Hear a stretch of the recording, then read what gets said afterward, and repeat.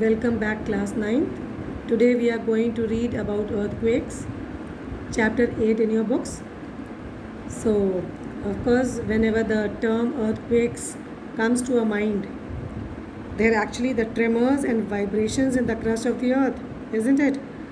Most of the earthquakes are as a result of the action of the internal forces of the earth, and they generally occur due to the sudden movements of the earth, the sudden movement of the earth's crust. And some minor earthquakes, however, may be caused by external forces, external causes, like they can be a landslide or bursting of a dam. So, actually, coming to a proper definition of an earthquake, children, we can define an earthquake as a shock or series of shock due to a sudden movement of crustal rocks which are generated at a point known as the seismic focus within the crust or the mantle of the earth. So you can look at this diagram. Figure 8.1, the epicenter of an earthquake. What is an epicenter actually? See, the point where the shock waves, which are also known as the seismic waves, they reach the surface, that is termed as the epicenter, and it is directly above the focus point.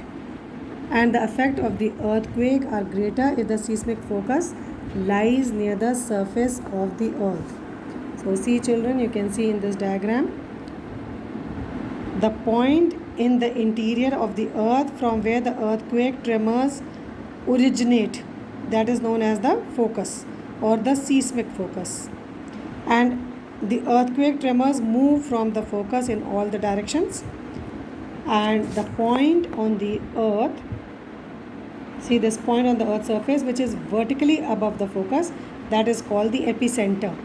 It is at this point that the earthquake is first felt, and the intensity of an earthquake is also the maximum at the epicenter.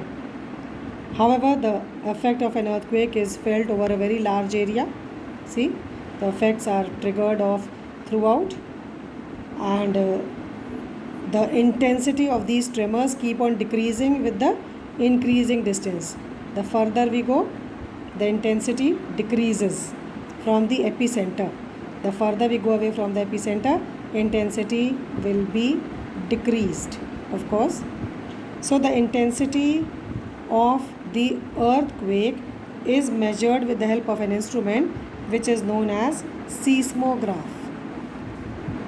So the waves which are generated by an earthquake, they are recorded by an instrument which is called a seismograph or a seismometer, and science of earthquake is known as seismology. So this is the instrument which is given in your books. You can see the diagram, the picture is given. 8.2, a seismograph and seismogram. This is the instrument which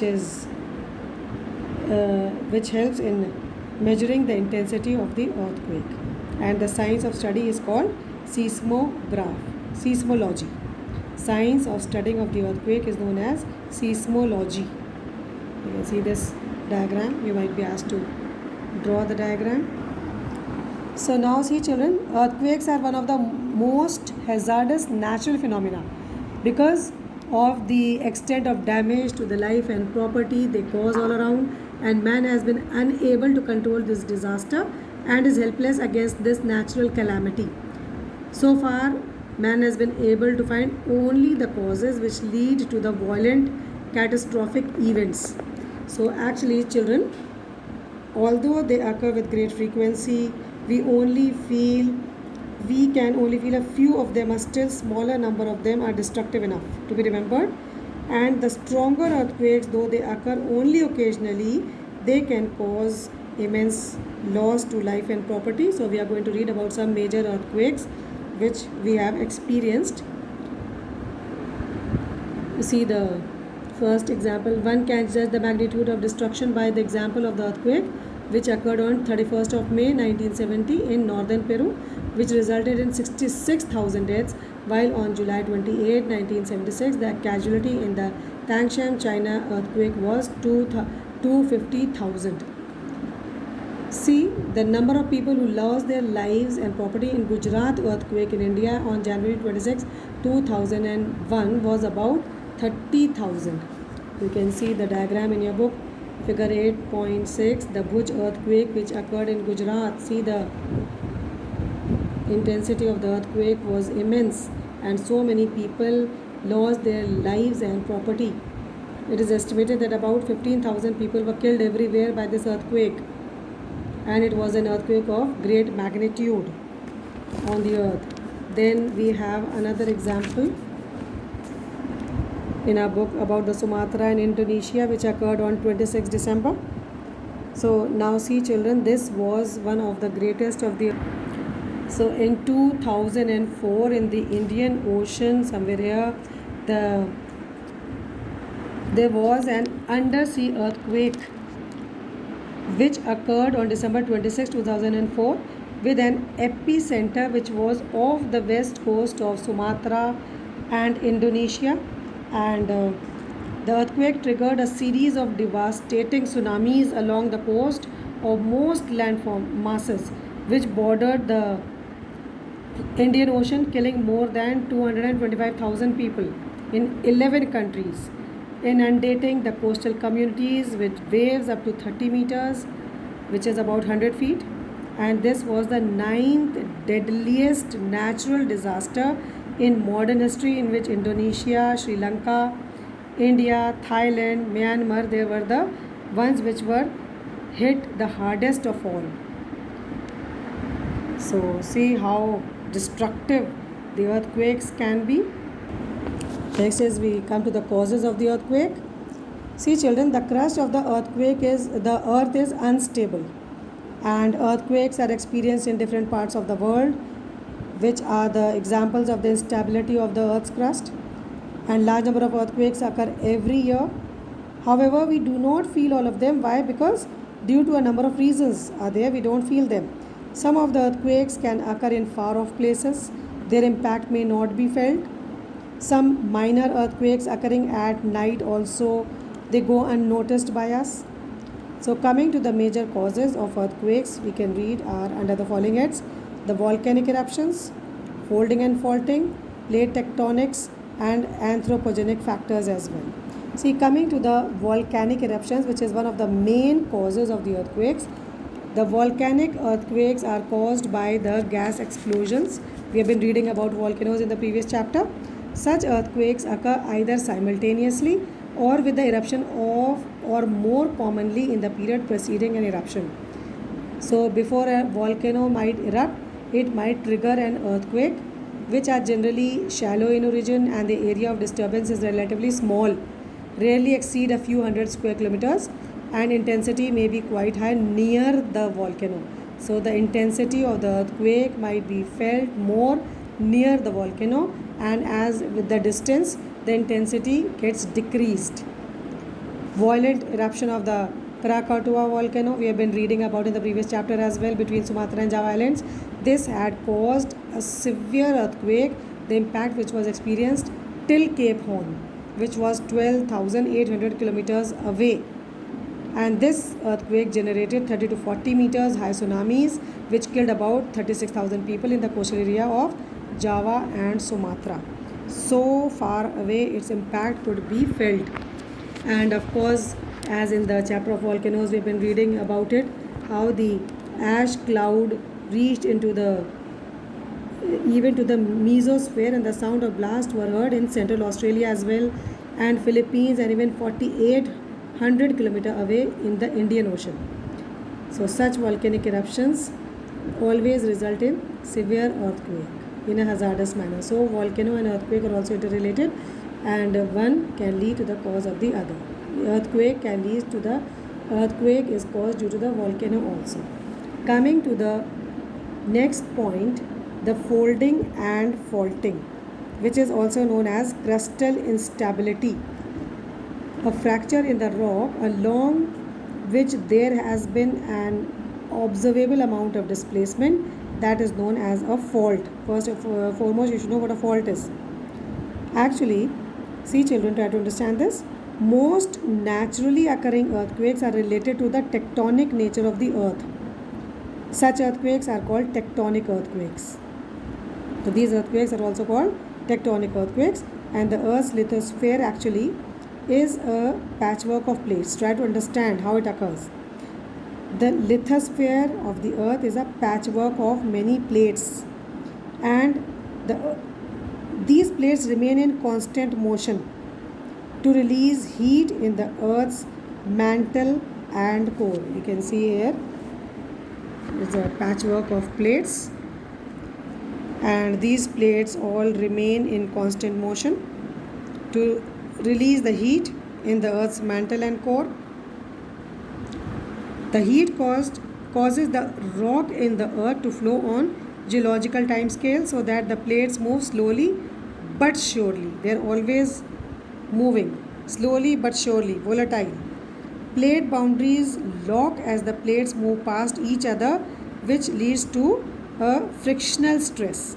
And when this frictional stress exceeds a critical value called local strength, then a sudden failure occurs, and the boundary of these tectonic plates, these are all boundaries of the tectonic plates, along which the failure occurs, is called the fault plane. Then next cause is of the volcanic eruption is the plate tectonics, which I have explained already along with folding and faulting. Then is the anthropogenic factors. So the anthropogenic factors, actually human interaction with nature, anthropogenic, animals and human beings, interference with nature. Human interaction with nature is also one of the main cause of the occurrence of many of the earthquakes. And see the extraction of minerals, deep underground mining caused by human beings, the blasting of the rocks by dynamites for construction of roads, dams and reservoirs, nuclear explosion, all might lead to the occurrence of the earthquake of various intensity and magnitude. So actually what happens, children, is they are also caused due to the imbalance of the crust. Accumulation of large amount of water behind large dams is considered as one of the probable cause of such disturbance in the crustal balance. And see the example also has been cited over here. The earthquake of Koyna in Maharashtra is believed to have been the result of such disturbance. Another reason of such disturbance in crustal balance can be the deposition of a large amount of eroded material also in the lowland areas. So earthquake which are caused due to the result of restoration of crustal balance are said to be isostatic origin. So this much for the causes of earthquake. Now coming to the measurement of an earthquakes. How do we measure earthquakes? So the magnitude of earthquake is most commonly assessed by the Richter scale, which was devised by an eminent seismologist, Charles F. Richter, in 1935 and then modified in 1965 by Richter and his colleague Benno Gutenberg. Now see, children, the scale is the intensity of the tremors which is caused by the earthquake is measured on the Richter scale. This is important, and the scale is named after the US seismologist Charles F. Richter. Actually, see, this scale has no upper limit of intensity of the earthquake. Most of the earthquakes measure between 0 and 9 on this scale. Earthquakes measuring 7 or above on this scale are considered to be highly destructive. So it is related to the energy released at the earth center, and this can be used as an estimate of the severity of a particular earthquake.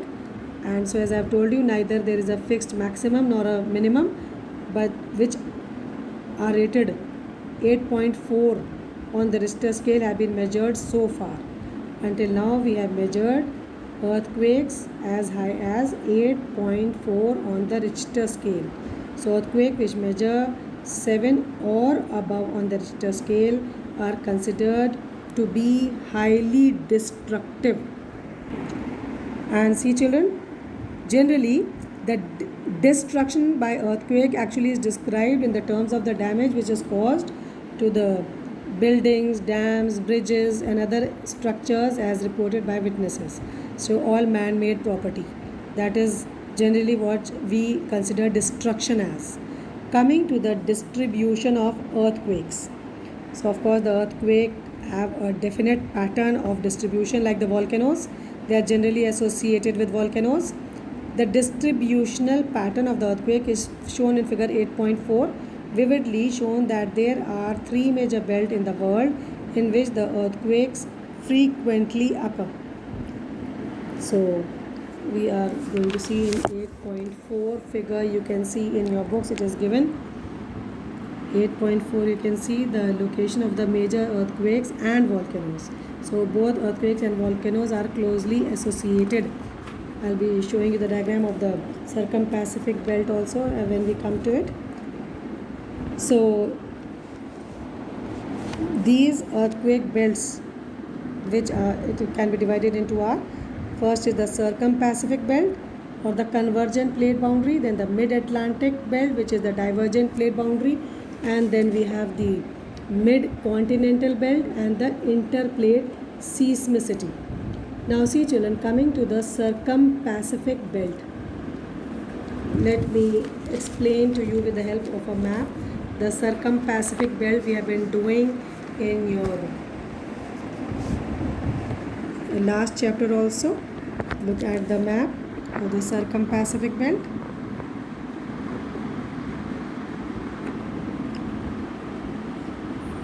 Associated with volcanoes also. You can see the earthquake zone. So actually you can see the widespread and intense earthquake activity occurs along subduction zone at the convergent plate boundaries. So looking at the Circum-Pacific belt, we can find it extend in the west from Alaska. In North America you can see Alaska. So it extends in the west from Alaska to the Kuril Islands, to Kuril, then to Japan. You can see Mariana and the Philippine trenches. Mariana and the Philippine trenches, beyond which it is divided into two branches. Now so you can see it is divided into two branches.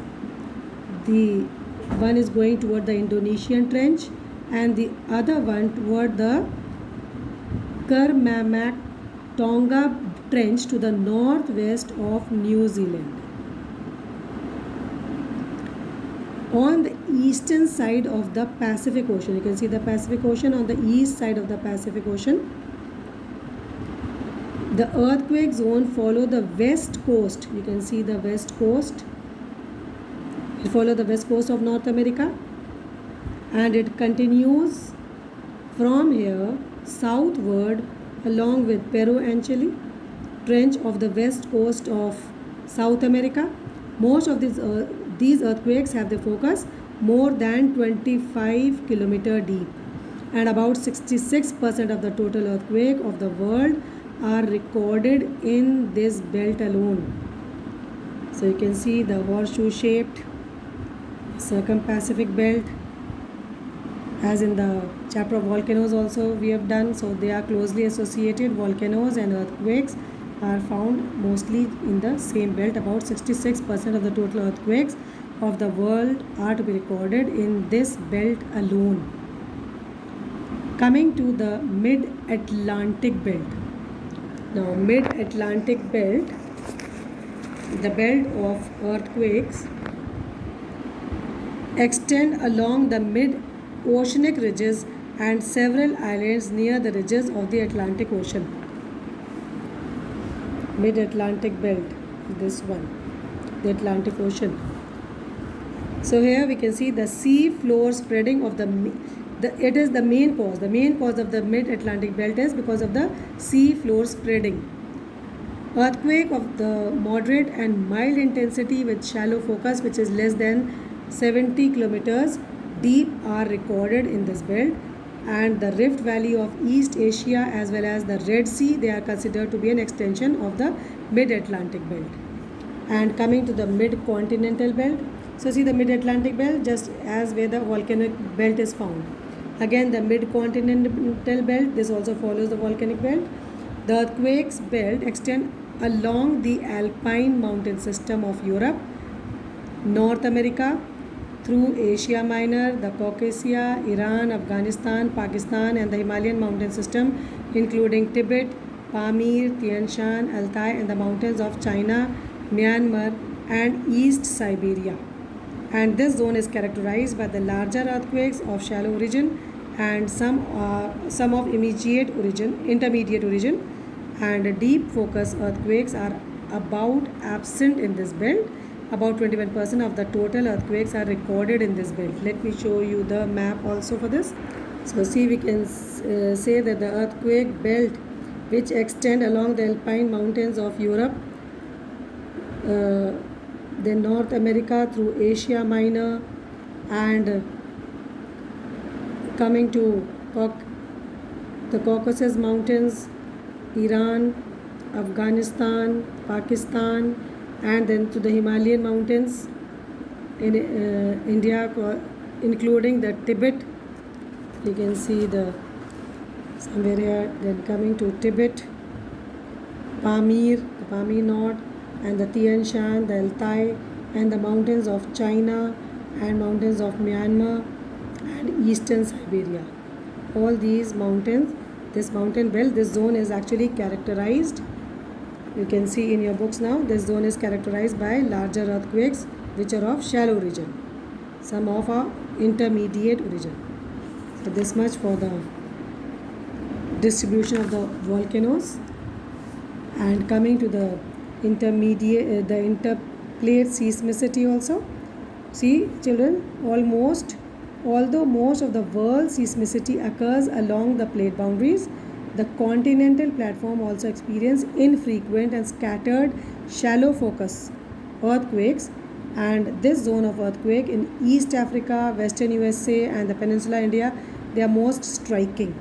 Though these are not the zones of volcanic or earthquake origin, yet they are scattered at some places and in a similar but smaller magnitude 6.4, that is interplate earthquake which occurred in the Latur in India September 30 in 1993, in which 80 villages were shaken and about 11,000 people died.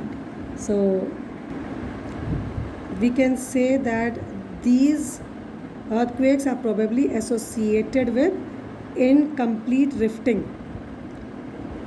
For example, the largest earthquake in United States occurred in New Madrid, Missouri, USA, in a series of 4 quakes in 1811 and 1812. This is not in the book, just listen. So it was the largest of the earthquakes which occurred, and the earthquake in 1811 was measured as 8.5, but there was little damage to build structures, man-made structures. Why? Because the area was only sparsely populated. Few people were living there, and eyewitnesses said that the ground rose and fell, bending the trees until their branches became knotted together, and fissures opened and closed beneath the Mississippi River, which created waves which filled and sank the boats or washed them ashore. So see children, in a similar but smaller magnitude, that is 6.4 as I have explained here, interplate earthquake occurred in the Latur in India in 1983. So about 80 villages were shaken and 11,000 people died.